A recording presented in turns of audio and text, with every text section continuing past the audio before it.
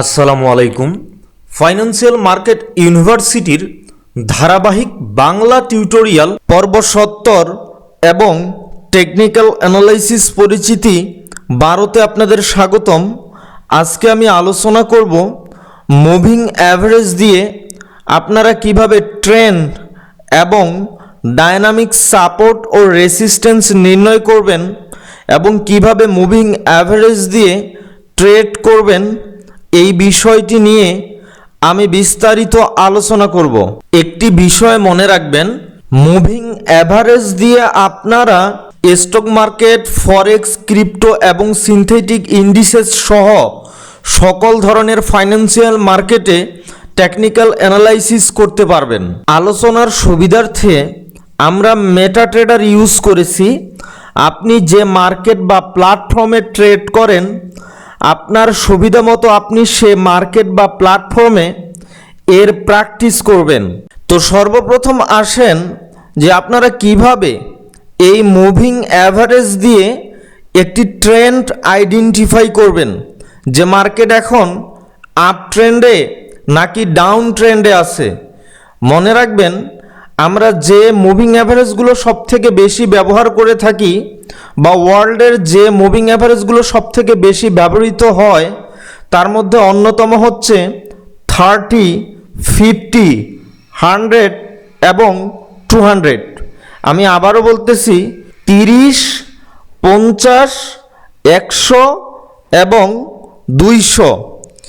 এই moving অ্যাভারেজগুলো ট্রেডারগণ technical analysis করার ক্ষেত্রে সাধারণত সব থেকে বেশি ইউজ করে থাকে। তো আপনারা কিভাবে মুভিং অ্যাভারেজ দিয়ে ট্রেন্ড আইডেন্টিফাই করবেন? আপনাদের প্ল্যাটফর্মে যখন মুভিং অ্যাভারেজ নিয়ে আসবেন তো দেখবেন পিরিয়ডের এখানে আপনি ঠিক কত মুভিং অ্যাভারেজ দিয়ে মার্কেটের ট্রেন্ড বুঝতে চাচ্ছেন তা এখানে সিলেক্ট করে দিবেন।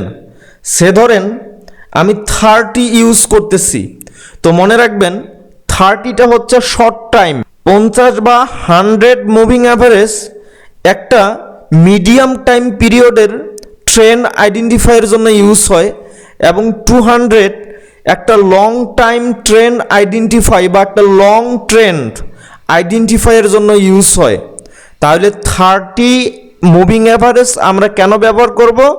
30 মুভিং অ্যাভারেজ আমরা ব্যবহার করব শর্ট টাইম ট্রেন্ড আইডেন্টিফাইয়ের জন্য।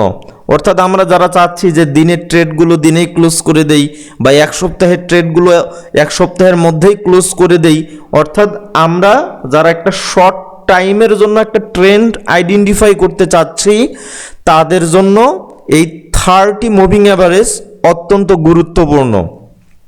তো এরপরে দেখেন এমএ মেথড, মানে আপনি কোন মুভিং অ্যাভারেজ দেখতে চাচ্ছেন, সিম্পল, এক্সপোনেনশিয়াল নাকি স্মুথ।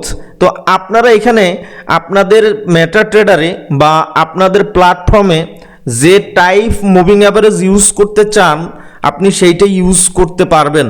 তো আমি সাধারণত এক্সপোনেনশিয়াল মুভিং অ্যাভারেজ ইউজ করে থাকি, তো আমি এখানে এক্সপোনেনশিয়াল মুভিং অ্যাভারেজ দিলাম। মনে রাখবেন, আপনি যেই পিরিয়ড বা যেই মেথডের মুভিং অ্যাভারেজ ইউজ করেন না কেন, প্রতিটি মুভিং অ্যাভারেজ দিয়ে এই সেমভাবে আপনি মার্কেট অ্যানালাইসিস করতে পারবেন বা রিড করতে পারবেন। তো আমি এখানে আমার সেটিংসে 30 EMA দিয়ে ওকে করলাম। তো এখন দেখেন আমার চার্টে একটা মুভিং অ্যাভারেজ চলে আসছে। তো মনে রাখবেন, যখন মুভিং অ্যাভারেজের নিচে মার্কেট থাকে তখন সেটাকে ডাউন ট্রেন্ড বলে, আর মুভিং অ্যাভারেজের উপরে যখন মার্কেট প্রাইস থাকে তখন সেটাকে আপ ট্রেন্ড বলে। আর যখন দেখবেন মুভিং অ্যাভারেজটা না আছে ঊর্ধ্বমুখী না আছে নিম্নমুখী, যখন এরকম একটা ফ্ল্যাট বা হচ্ছে এরকম যে একটা সোজা একটা সরলভাবে থাকবে, মানে উপরেও না থাকবে এইভাবে উপরের দিকে, না থাকবে নিচের দিকে, যখন এইরকম একটা ফ্ল্যাট মুডে থাকবে মার্কেট, তখন এই মুভিং অ্যাভারেজটা যদি দেখেন যে এরকম একটা ফ্ল্যাট মুডে আছে তখন সেটা মার্কেট সাইডওয়েতে থাকে।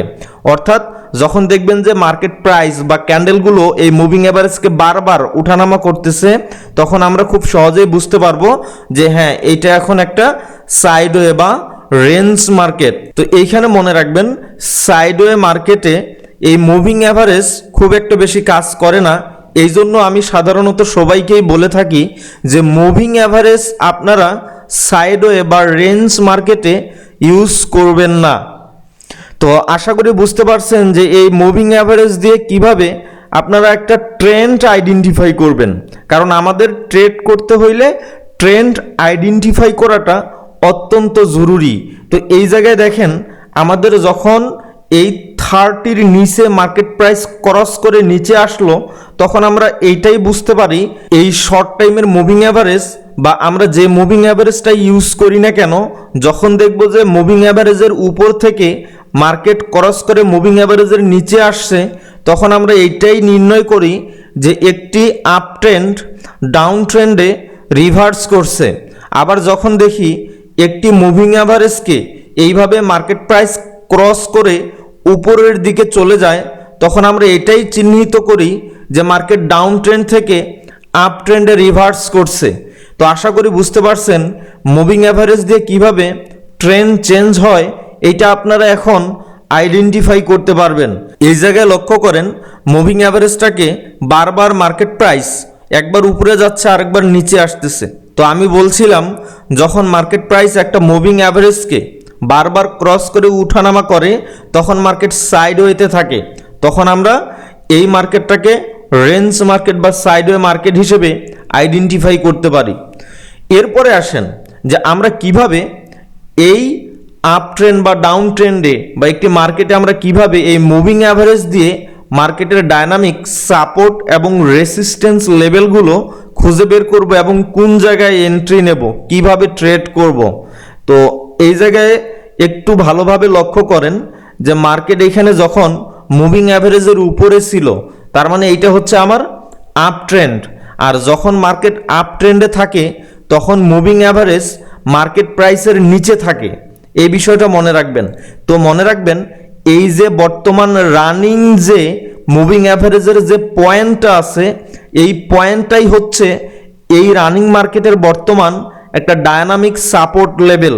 তাহলে আপ ট্রেন্ডের ক্ষেত্রে মুভিং অ্যাভারেজ কি করে, একটা সাপোর্ট লেভেল হিসেবে কাজ করে। আর আমরা আপ ট্রেন্ডের ক্ষেত্রে যখন মুভিং অ্যাভারেজে মার্কেট প্রাইস আসে রিটেস্ট করে, তখন আমরা যদি কোনো বাই কনফার্মেশন পাই তাহলে আমরা শুধু বাই এন্ট্রি নেব, অর্থাৎ মুভিং অ্যাভারেজের উপরে যখন মার্কেট প্রাইস থাকবে আমরা তখন বাই এন্ট্রি নেব। এখন শর্ট টাইম মুভিং অ্যাভারেজের উপরে যদি মার্কেট প্রাইস থাকে তাহলে আমাদের শর্ট টাইম বাই হবে। আমাদের যদি মিডিয়াম টাইম পিরিয়ড যেমন 50 বা 100 মুভিং অ্যাভারেজকে যদি এইভাবে ক্রস করে, তাহলে আমাদের একটা ট্রেড 1 দিন 2 দিন 3 দিন এরকম হোল্ড করব, এই চিন্তা ভাবনা করে আমরা একটা এন্ট্রি নেব। আর যখন দেখব যে আমাদের 200 মুভিং অ্যাভারেজকে ক্রস করে উপরের দিকে মার্কেট গেছে, তখন আমরা চিন্তা করব যে লং টাইমের জন্য মার্কেট এখন আপ ট্রেন্ডে। সো এখন আমরা এই মুভিং অ্যাভারেজ থেকে কিভাবে ট্রেড নিচ্ছি, যখন আমরা দেখতেছি এইভাবে মুভিং অ্যাভারেজ আমাদের বলতেছে মার্কেট আপ ট্রেন্ড, তো মার্কেট যখন এই মুভিং অ্যাভারেজ পর্যন্ত আসে রিট্রেস করবে, দিয়ে যখন আপ ট্রেন্ড আবার কন্টিনিউ করবে, এই যখন ক্যান্ডেল কনফার্মেশন আমরা পাবো, তখন আমরা এইখান থেকে আবার বাই এন্ট্রি নেব। ঠিক যেমনটা দেখেন এই জায়গায় আমাদের মুভিং অ্যাভারেজ থেকে আসে রিটেস্ট করছে, রিটেস্ট করে আবার মুভিং অ্যাভারেজের উপরে গিয়ে আমাদের বুলিশ ক্যান্ডেল দিয়ে কনফার্মেশন দিচ্ছে যে মার্কেট আবার আপ ট্রেন্ড কন্টিনিউ করবে। তো আমরা এই মুভিং অ্যাভারেজ থেকে যখন ক্যান্ডেল কনফার্মেশন পাবো, তখন আমরা একটি আপ ট্রেন্ডের ক্ষেত্রে বাই এন্ট্রি নেব এবং এসএলটা হবে আমাদের যে সুইং লো থেকে সেল দিচ্ছি সেই সুইং লোটা থেকে কিছু পিপস নিচে আমরা এসএল দিব। আশা করি বুঝতে পারছেন। এখন ট্যাক প্রফিট কোথায় দিবেন? ট্যাক প্রফিট আপনারা যদি রিস্ক নিতে না চান তাহলে কাছাকাছি যে রেসিস্ট্যান্স লেভেলটা থাকবে বা সুইং হাই থাকবে, এই সুইং হাইটাতেই আপনারা টিপি নিয়ে বের হয়ে যেতে পারেন, অথবা আরেকটু ওয়েট করতে পারেন, দেখতে পারেন যে এই লেভেলটা মার্কেট ব্রেক করে আবার আপার প্রাইসে যাচ্ছে কিনা। যদি দেখেন এই লেভেলটা মার্কেট ব্রেক করে উপরের দিকে চলে গেছে, বা যখন দেখলেন যে এন্ট্রিটা আপনার মোটামুটি প্রফিটে গেছে, তখন এন্ট্রি পয়েন্টের উপরে আপনার এন্ট্রি প্রাইসের উপরে আপনার এসএলটা সেট করে দিবেন একটি বাই এন্ট্রির ক্ষেত্রে।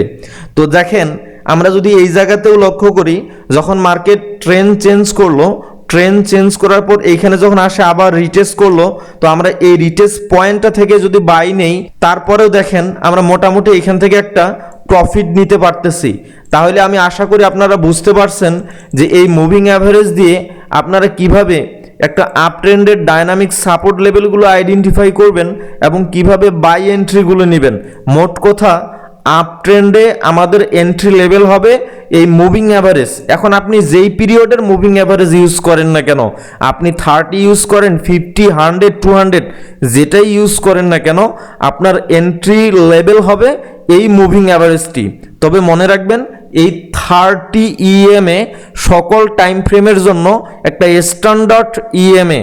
এইটা যদি আপনারা একটু ব্যাক টেস্ট করেন বা আপনারা যদি এই মুভিং অ্যাভারেজটা দিয়ে একটু ডেমো প্র্যাকটিস করেন, তাহলে দেখবেন যে আসলে এই 30 ইএমএ মার্কেট কতটা রেসপেক্ট করে চলে। তো আমরা যদি একটু ডাউন ট্রেন্ডের ক্ষেত্রে দেখি, যখন দেখবেন যে যখন 30 ইএম এর নিচে মার্কেট প্রাইস থাকবে এবং যখন মার্কেট আবার 30 ইএমএ কে গিয়ে রিটেস্ট করবে, তখন আপনারা যদি সেখান থেকে কোনো ক্যান্ডেলস্টিক সেল কনফার্মেশন পেয়ে থাকেন, তখন আপনারা সেই লেভেলটা থেকে সেল দিবেন এবং এসএলটা হবে যে সুইং হাই বা যে লোয়ার হাইটা থেকে আপনি সেল দিচ্ছেন, সেই সুইং হাইয়ের সর্বোচ্চ যে হায়ার প্রাইসটা থাকে, ওই হায়ার প্রাইস থেকে কিছু পিপস উপরে এসএল দিবেন, কিছু পিপস গ্যাপ দিয়ে এসএল দিবেন। আমরা এই যে কিছু পিপস গ্যাপ দিয়ে এসএল দেই, এইটাকে বলা হয় বাফার জোন বা বাফারিং এরিয়া।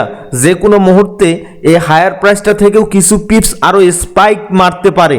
তো এই স্পাইকের হাত থেকে রক্ষা পেতে আমরা সাধারণত এসএল দেওয়ার ক্ষেত্রে কিছু পিপস উপরে আমরা আরও এসএলটা দিয়ে থাকি।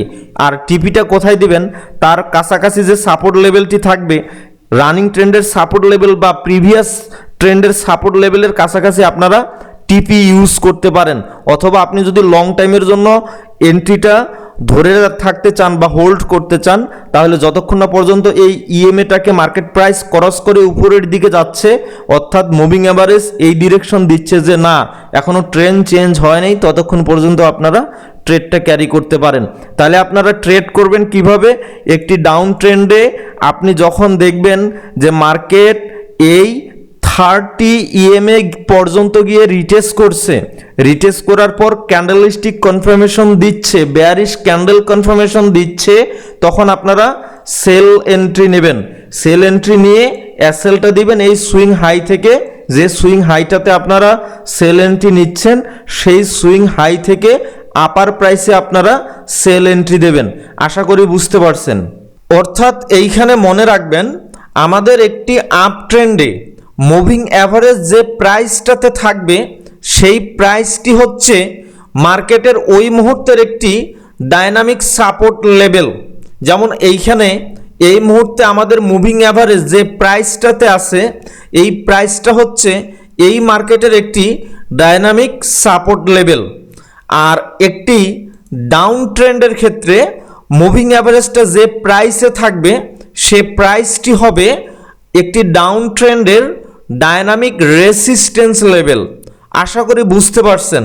যেমন এইখানে লক্ষ্য করেন, আমার এই ডাউন ট্রেন্ডের বর্তমান মুভিং অ্যাভারেজের যে পয়েন্ট দেখাচ্ছে, যে প্রাইসে এই মুভিং অ্যাভারেজের পয়েন্টটা দেখাচ্ছে, এই পয়েন্টটাই হচ্ছে এই মুভিং অ্যাভারেজের একটা ডায়নামিক রেসিস্ট্যান্স লেভেল।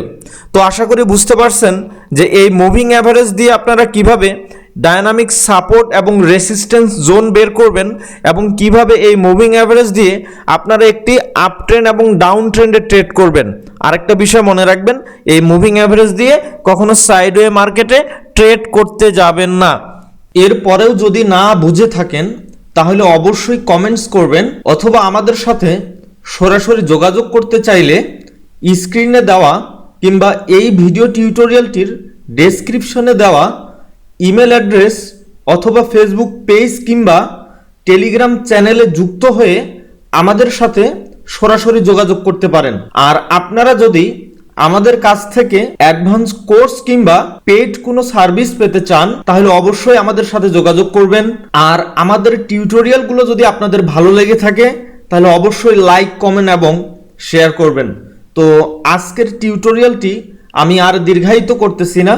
আমাদের পরবর্তী লেকচার ভিডিও টিউটোরিয়ালটি দেখার আমন্ত্রণ জানিয়ে আজকের ভিডিওটি এখানেই সমাপ্ত করতেছি।